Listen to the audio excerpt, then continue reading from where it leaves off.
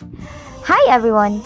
In this video, join me as I visit one of the most hidden treasure in Samal Island, the Malipano Island Tour Farm. Tara, ubanta! Now, we're on our way to port of Kaputian, Samal Island. Of course, doon tayo sasakay ng tinatawag naming charter papuntang Malipano Island. So, it takes 30 minutes to 1 hour para makarating tayo sa Malipano Island.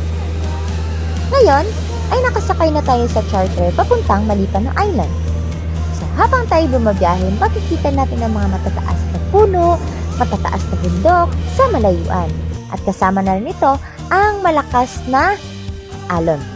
At kahit hindi pa tayo nakarating sa ating destinasyon, mabubusog talaga ang iyong mga mata sa magagandang tanawin.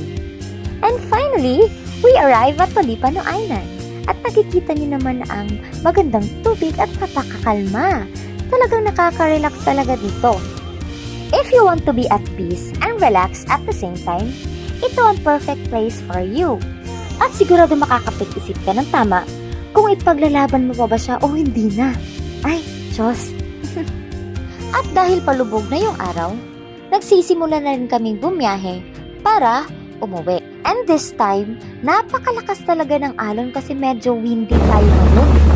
Yan, nakikita niyo naman. Pero, maganda pa rin. At para masulit ang ating gala, huminto na rin kami dito sa Kaputian Beach Park. Ang Kaputian Beach Park ay isa rin sa mga dinadayo ng mga turista dahil sa ganda ng tubig, napakalinaw at napakaputing buhangin dito. Actually, napakaraming resorts po ang pwedeng puntahan dito sa Samal Island. Maganda at nasa cheaper price lang din ang mga ito. If you want to have your enjoyable and at the same time memorable vacation, just visit Samal Island. This is your Magalang tour guide, Angelica.